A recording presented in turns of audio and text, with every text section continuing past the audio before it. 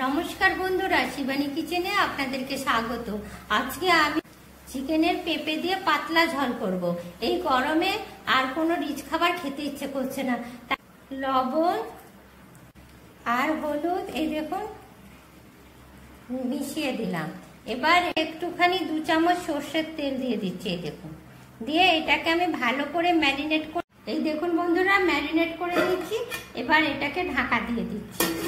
দেখুন বন্ধুরা, প্রথমে পেঁপে আর আলু করে ভেজে নিচ্ছি তেল দিয়ে। একটু নুন আর হলুদ দিয়েছি। এই দেখুন ভাজা ভাজা হয়ে গেছে। পেঁপেটা আর আলুটা ভাজা হয়ে গেছে। এবার এটাকে আমি নামিয়ে নিচ্ছি। চিনিটা গলে গেছে। এই দেখুন তেজপাতা দিয়ে দিচ্ছি, শুকনো লঙ্কা দিয়ে দিলাম। দেখুন পেঁয়াজটা কেটে রেখেছি, দিয়ে দিলাম। পেঁয়াজটা ভালো করে ভেজে নেবো প্রথমে। বন্ধুরা, পেঁয়াজটা তেজপাতাটা লঙ্কাটা ভাজা ভাজা হয়ে গেছে। এবার এর মধ্যে আমি এই দেখুন আদা রসুন আর শুকনো লঙ্কা বেটে রেখেছি, সেটা দিয়ে দিলাম। সাথে এই দেখুন টমেটো দিয়ে দিচ্ছি।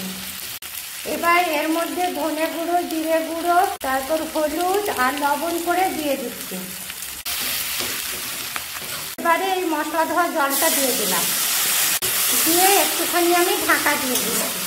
এই দেখুন বন্ধুরা, মশলাটা হয়ে গেছে। চিকেনটা এর মধ্যে দিয়ে দিতে দিলাম। এই দেখুন বন্ধুরা, কি সুন্দর মাংসটা কষা হয়ে এসছে।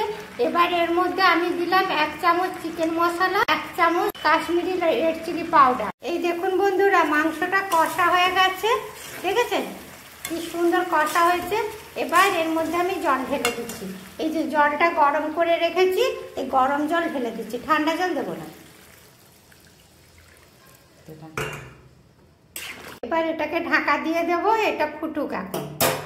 এই দেখুন বন্ধুরা, কি দারুণ মাংসের ঝোলটা হয়ে গেছে। এবার এটাকে আমি নামিয়ে নিচ্ছি।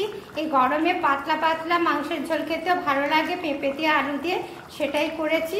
চলুন এবার খাওয়া যাক।